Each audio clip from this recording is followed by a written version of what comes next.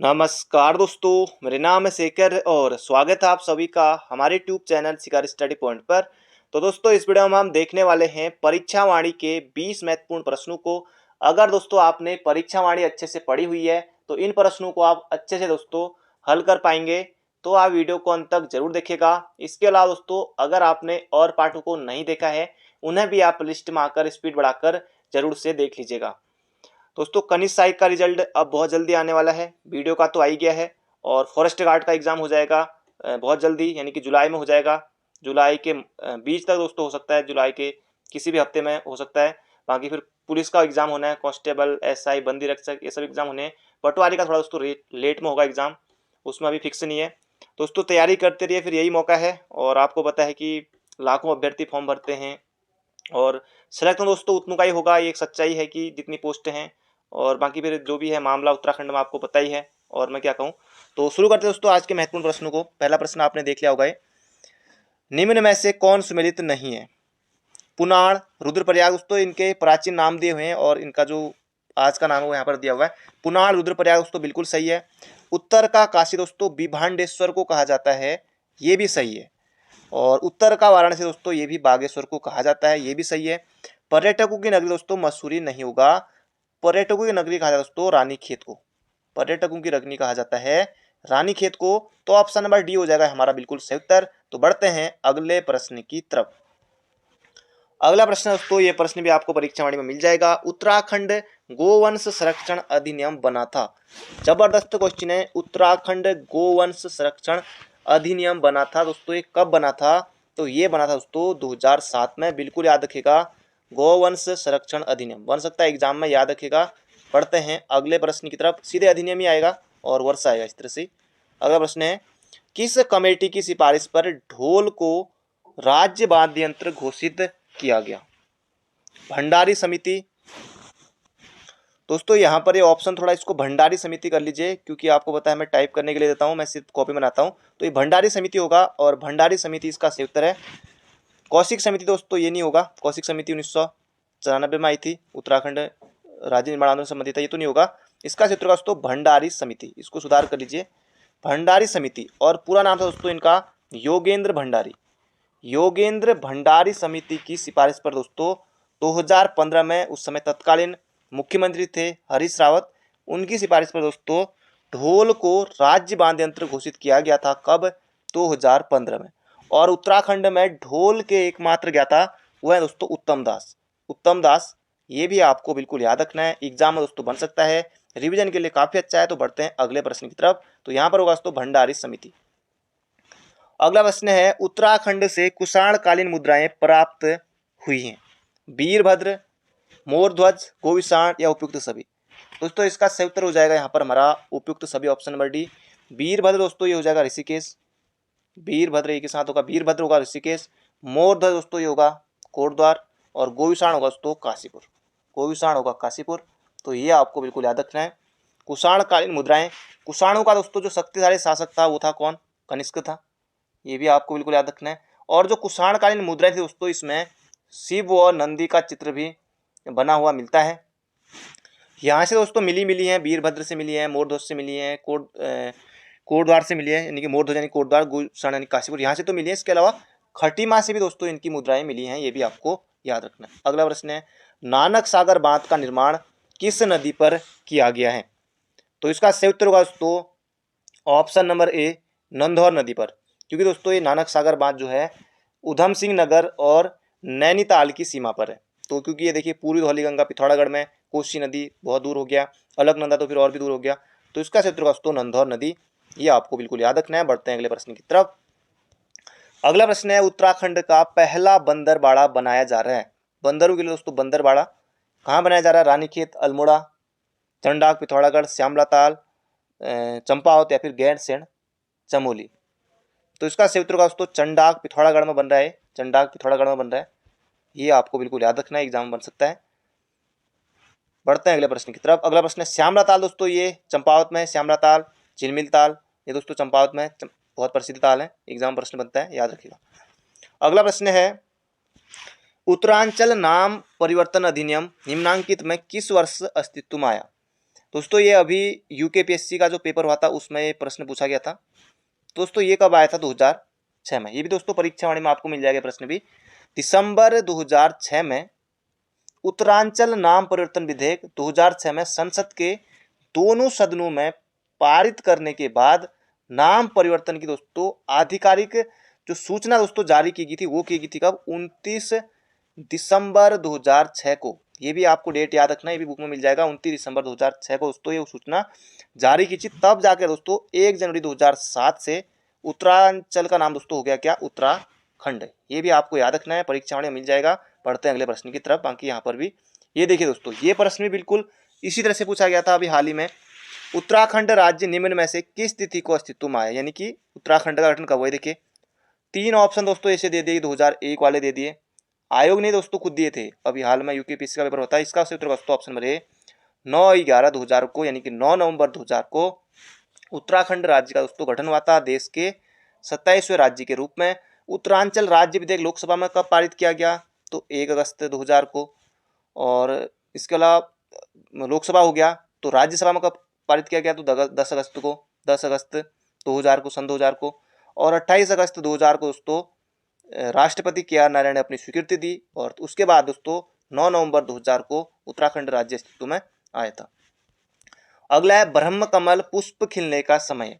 अब दोस्तों आपने पढ़ा तो कई बार होगा बुक में, परीक्षावाणी में आगे से ही दिया हुआ है सब कुछ और भी जगह। अब लेकिन ये अच्छे से अगर पढ़ा है तो तभी आप इसका उत्तर कर पाएंगे। तो इसका क्षेत्र दोस्तों जुलाई से सितंबर में ब्रह्म कमल में पुष्प खिलते हैं, बिल्कुल याद रखना है। ब्रह्म कमल दोस्तों इसका वैज्ञानिक नाम सोसूरिया अबवेलेटा है, ये भी आपको बिल्कुल याद रखना है। महाभारत में दोस्तों जो ब्रह्म कमल है इसको क्या कहा गया? तो सौगंधित पुष्प इसको कहा गया है ब्रह्म कमल को। उत्तराखंड में 24 प्रजातियां, पूरे विश्व में 210 प्रजातियां हैं ब्रह्म कमल की। और ऊंचाई पर कितनी ऊंचाई पर दोस्तों मिलता है? तो 4800 से लेकर दोस्तों 6000 मीटर की ऊंचाई तक ये ब्रह्म कमल मिलता है। तो ये भी आपको याद रखना है, बाकी और सारी चीजें भी है। बढ़ते हैं अगले प्रश्न की तरफ। अगला प्रश्न है, पंचायतों में ई पंचायत लागू करने हेतु ई ग्राम स्वराज पोर्टल शुरू किया गया कब? अब देखिए दोस्तों सब में 24 अप्रैल को है, और 24 अप्रैल को ही दोस्तों क्या मनाया जाता है? राष्ट्रीय पंचायत दिवस भी दोस्तों कब मनाया जाता है? पंचायती राज दिवस। ये भी दोस्तों 24 अप्रैल को ही मनाया जाता है। तो पंचायती राज दिवस के दिन ही दोस्तों ये ग्राम स्वराज पोर्टल यानी कि ई ग्राम स्वराज पोर्टल शुरू किया गया था 2020 में, 24 अप्रैल 2020 को। बढ़ते हैं अगले प्रश्न की तरफ। अगला है देहरादून में स्थित है हिमालय म्यूजियम। देहरादून में स्थित है, यह कहाँ स्थित है? हिमालय सांस्कृतिक केंद्र, ये भी दोस्तों देहरादून में ही है। हिमालय इंस्टीट्यूट, ये भी देहरादून में दोस्तों, सभी है उपयुक्त सभी। हिमालय म्यूजियम दोस्तों ऋषिकेश में, ऋषिकेश में। हिमालय सांस्कृतिक केंद्र 2010 में स्थित स्थापना हुई थी, गढ़ी कैंट में है। हिमालय इंस्टीट्यूट ये भी वही है। तो उपयुक्त सभी दोस्तों इसका सही उत्तर है। अगला प्रश्न है, विनोबा ग्रामोद्योग संघ की स्थापना किसने की थी? विनोबा भावे, महात्मा गांधी, इंद्र सिंह न्यायालय, शक्ति नारायण शर्मा। तो विनोबा भावे दोस्तों इसका सही उत्तर बिल्कुल नहीं है। इसका सही उत्तर है शक्ति नारायण शर्मा ने की थी विनोबा ग्रामोद्योग संघ की स्थापना देहरादून में कब? 1954 में। तो बढ़ते हैं अगले प्रश्न की तरफ। अगला प्रश्न है, शेड्यूल्ड डिस्ट्रिक्ट एक्ट राज्य में कब पारित हुआ? तो शेड्यूल्ड डिस्ट्रिक्ट एक्ट दोस्तों अधिसूचित जिला अधिनियम, ये हुआ था 1874 में पारित। उस समय कुमाऊं कमिश्नर थे दोस्तों कौन?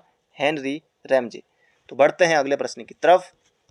अगला प्रश्न है दोस्तों, यहाँ पर कुछ रचनाएं हैं। माँ, प्रेम बंधन, वीर बधु देव की आदि किसकी रचनाएं? ये भी दोस्तों परीक्षा में मिल जाएगा। और ऐसे दोस्तों अगर आपको याद नहीं आ रहा हो तो इनकी जो रचना है महत्वपूर्ण है। आर्यों का आदि निवास मध्य हिमालय, ये दोस्तों इन्हीं की है। अब आपको याद आ गया होगा, जिसका सही उत्तर हो जाएगा भजन सिंह की दोस्तों ये है।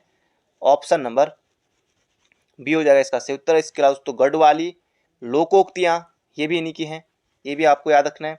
चंद्रकुंवर बर्तवाल से दोस्तों इनका जन्म पूछा गया था कि 1900 कब हुआ था? 1919 में।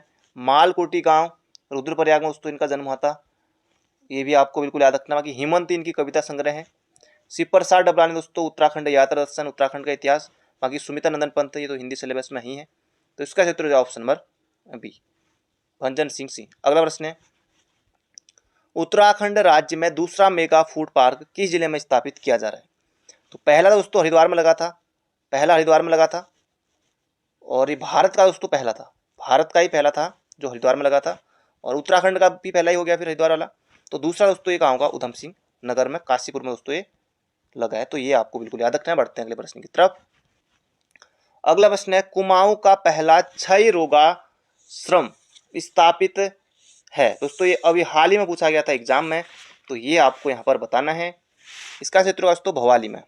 भवाली में 1912 में टीबी सैनिटोरियम या फिर क्षय रोगाश्रम दोस्तों इसकी स्थापना की गई थी 1912 में भवाली में।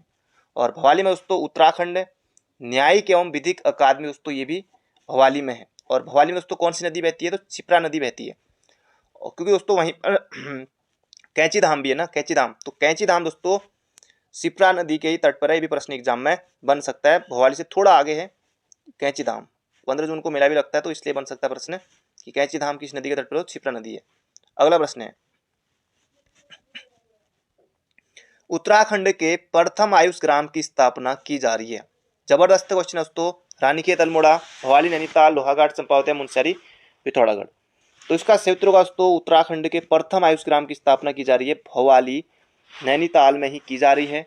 ये आपको दोस्तों बिल्कुल याद रखना है। जो आयुष ग्राम दोस्तों ये मतलब कि वैसे हर जनपद में हो रहा है, मतलब कि हर जिले में नागरिकों को, जैसे मतलब जो आम नागरिक हैं उनको बेहतर चिकित्सा सुविधा उपलब्ध कराने के लिए सभी जनपदों में कम से कम एक आयुष ग्राम की स्थापना तो उत्तराखंड सरकार के द्वारा की ही जा रही है। तो पहला दोस्तों जो होगा ये होगा भवाली नैनीताल में।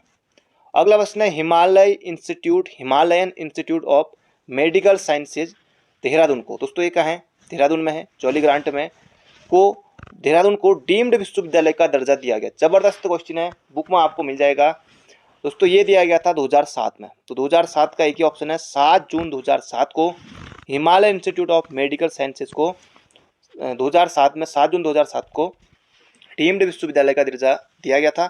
और दोस्तों ये उत्तराखंड का पहला मेडिकल कॉलेज है, ये भी आपको याद रखना है।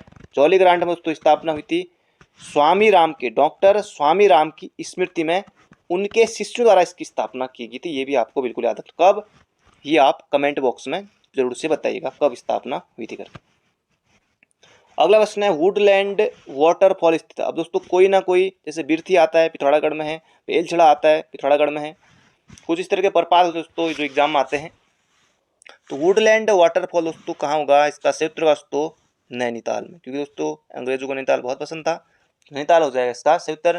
बाकी ढोकाने प्रपात भी दोस्तों, ढोकाने अल्मोड़ा से ही कुछ दूर यानी कि नैनीताल जनपद में से पड़ता है, ये भी मतलब कि भवाली के आसपास ही है। तो ढोकाने जलप्रपात भी है, कारबेट जलप्रपात तो खैर सभी को पता ही हो गया। तो इसका क्षेत्र होगा दोस्तों नैनीताल में। शिखर फॉल बाकी बहुत सारे देहरादून में भी हैं। अगला प्रश्न है, भारतीय वन सर्वेक्षण की स्थापना देहरादून में हुई। तो ये आपको बताना है, भारतीय वन सर्वेक्षण की स्थापना देहरादून में कब हुई। दोस्तों ये हुई थी 1 जून 1981 को, ये आपको बिल्कुल याद रखना है। और ये दोस्तों जो भारतीय वन सर्वेक्षण है ये 1987 से 1 जून 1981 को दोस्तों स्थापना हुई थी देहरादून में। और 1987 दोस्तों हर 2 साल में, यानी कि द्विवार्षिक रिपोर्ट दोस्तों, द्विवार्षिक वन रिपोर्ट जारी की जाती है इसके द्वारा। ये भी प्रश्न महत्वपूर्ण है, ये आपको बिल्कुल याद रखना है। अभी हाल ही